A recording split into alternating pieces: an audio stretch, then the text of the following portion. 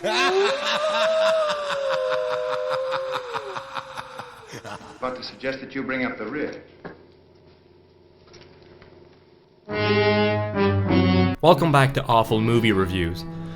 And now we have no time to waste. When I'm about to watch a movie named Cat Women from the Moon, I get a "what the heck am I about to watch" reaction, but also a "here we go again" kind of reaction. You know, lad, I have the strangest feeling as though all this has happened before. A very stupid and painfully lazy, nonsensical pile of trash. And you know what? That's exactly what it is.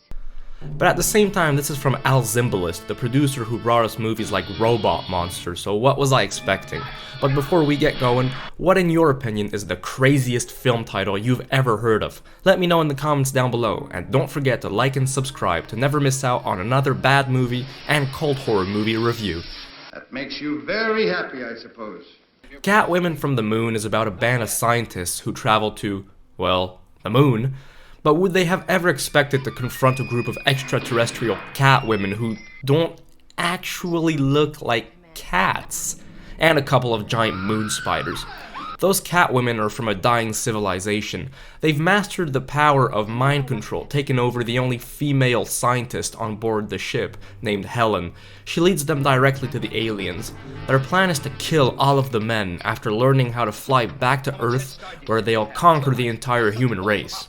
The men must now fight for their survival. Helen can be blocked from the control of the Catwomen if some man just hugs her and holds her very tight. Apart from all this being very silly, it's also very poorly made and very boring. What's done is done. For example, the characters walk around the same moon rocks like a million times. Check this out. A meteorite is about to crash, and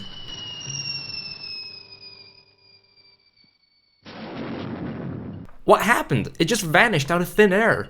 After almost being devoured by a spider puppet, 2 of the men decide to go back to the ship, and 2 others decide to explore the moon caves a little more, leaving Helen, who was almost killed by the giant spider, completely alone in that very same environment. Genius.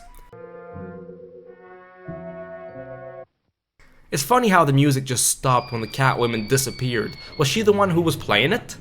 You know, there's a lot of things I don't understand yet. Speaking of music, the score was composed by Elmer Bernstein, a critically acclaimed musical score composer who also provided the music for movies like The Magnificent Seven, The Great Escape, and Ghostbusters. In the very first minutes of the movie, his name is spelled wrong. Great. What's ironic is that the same year, Bernstein would also provide the score for Robot Monster again, which makes sense for me now because when I first heard the music, I thought that both scores were quite similar. Oh, and of course, the dancing. You can't have a movie featuring a civilization of alien women without having them do weird dancing. It's kind of like a major criteria for this type of flick. If the goofy-looking rocket ship is familiar, that's because just one day after the release of this movie, another one called Project Moonbase was released one day later. That's right, and using the exact same rocket ship and the same sets and costumes. Cheap asses. I don't understand why this movie was made. It brings nothing to the table. What an awful movie!